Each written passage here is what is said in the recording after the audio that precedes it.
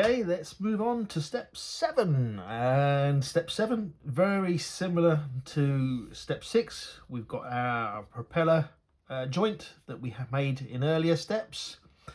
And we need a 7, which is this guy. We also need this guy here, which is a 6. And effectively, what's going to happen here, we're going to need to pop the propeller shaft through, and then we're going to close up like this and make it all nice and sealed. So let's pop those through and take our propeller joint that we made earlier, which is kind of like that, and again in a similar fashion. So they're saying put this on this here on a similar fashion.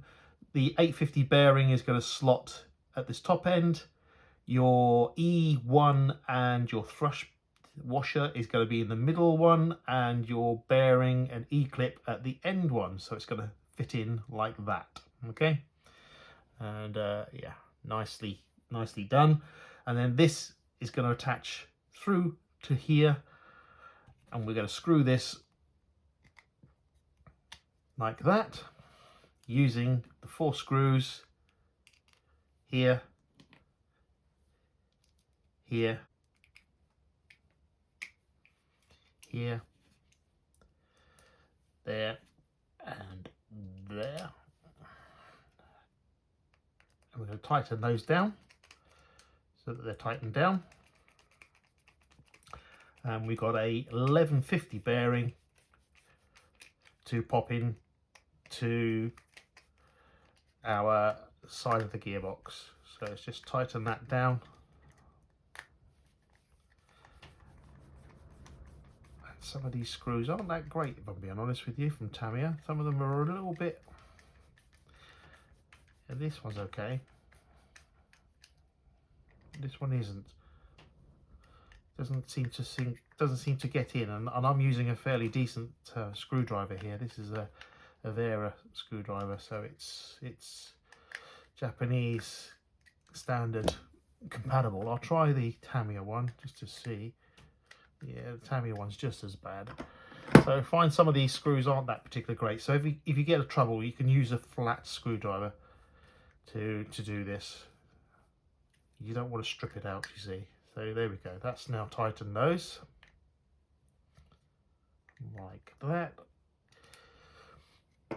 And then what we also need to do is put our 1150 bearing, which goes this way around because we're like this,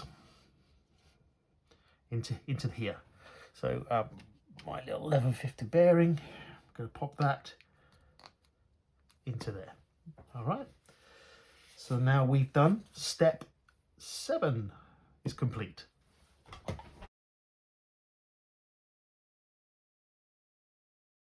Let's move on to step 8. And step 8, we need some more of our bearings. Well, as you know, we're using my proper bearings, none of those plastic rubbish. And we've got this BA15 tube, which is a 5 by 25mm tube. Place that on the drawing, you can see that's the one. We're going to need one of our differential gears that we built in the earlier steps. We're going to need this, which is E2. And we're going to need to get, we're going to need to get a gearbox housing A3. So this guy here, so we're going to need to get this off the parts tree, A3, and then put all these together.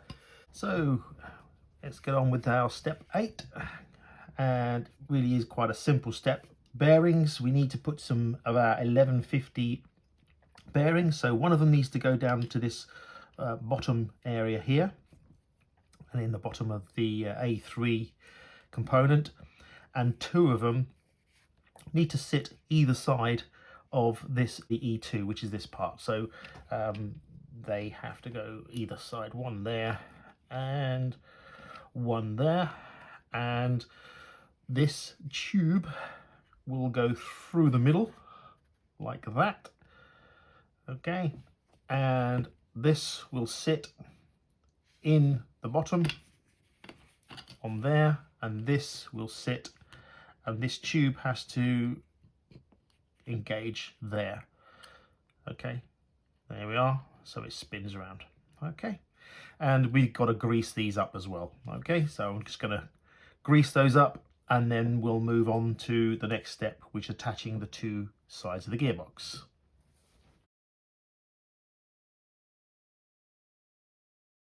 So moving on to step 9 now, and we need 2 of our BA1s, which are the 3 by 20mm screws. They're the machine screws. We need the 2 of the BA3s, which are 3 by 12mm self-tapping screws. And we need these flange nuts. These are 3mm flange nuts. We need 2 of those as well. And we need the 2 halves of our gearbox that we've just made, and we need to put these 2 together. So this is this side, this is this side, and in the same fashion I've just greased the mating surfaces to ensure that nothing gets in between. We don't want dust and dirt in there.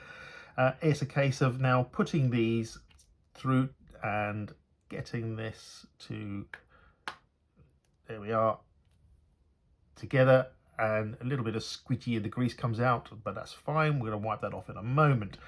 So now we need to do the screws like we did before. So we need one of these machine screws, and this is going to go through this hole here, and it's going to meet at the other side with one of these flange nuts. And just pop that into place.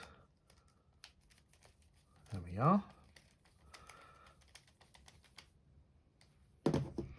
And then again we need to catch this one, and again it's going to be, I believe, this one at the bottom here, because we've got to catch the bottom down here. So pop that through, and then one of our flanged nuts. There we are. So that's the 2 with the flanged nuts. And then the other one we need to do is on this side, this one and this one, with the self-tapping 3 by 12mm, like that. Okay, tighten those up.